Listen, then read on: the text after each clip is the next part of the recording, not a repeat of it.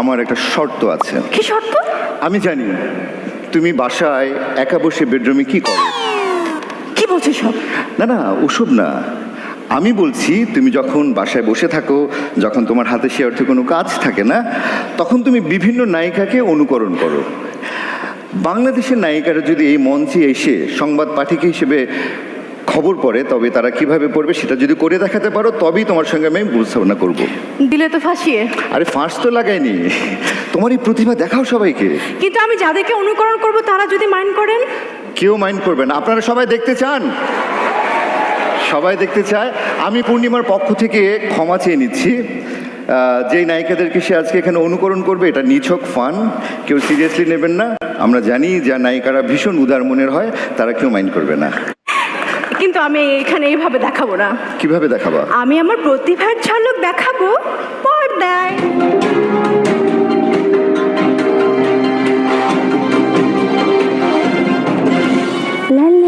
Live হচ্ছে তো, phone রাখেন। ও সরি।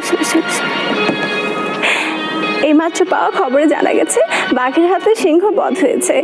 মানে কি, আজ শেষ টি-20 ম্যাচে বাংলাদেশ শ্রীলঙ্কাকে 45 রানে হারিয়েছে। আর ম্যান অফ দ্য ম্যাচ হয়েছে সাকিব খান, সরি সাকিব আল হাসান। আমার না এত প্রিয় খেলোয়াড়, আমি না ও পারলে মানে ওকে যখন টিভিতে দেখি আমি ওকে দেখতেই থাকি। হ্যাঁ আচ্ছা, এক মিনিট আমি একটু ফোন করি একটা, দাঁড়াও।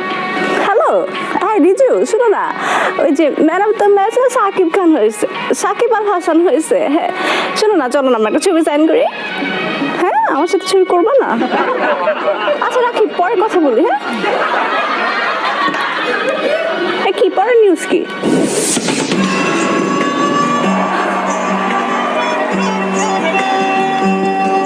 এবার আবহাওয়ার সংবাদ পড়ছি।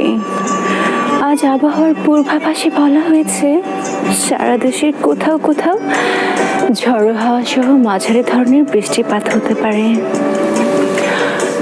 কক্সবাজার, টেকনাফ সহ উপকূলীয় অঞ্চল সমূহকে 3 নম্বর সতর্ক সংকেত দেখানো হয়েছে। হায় হায়, বৃষ্টি হলে কক্সবাজার যাবো কি করে?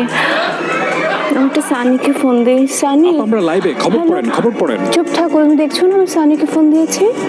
সানি, ফ্লাইটটা ক্যান্সেল করে দাও না প্লিজ, থ্যাঙ্কস। হ্যাঁ এবার বলো, এরপরে কি নিউজ?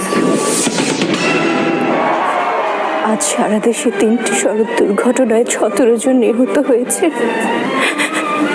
সকাল 10টায় রংপুরের কাকবাড়ি শহরের 3 রাস্তার মোড়ে একটি বাস ও একটি ট্রাকের মুখোমুখি সংঘর্ষে ঘটনাস্থলে 10 জন নিহত এবং হাসপাতালে নেওয়ার পথে আরো 3 জনের মৃত্যু হয়েছে।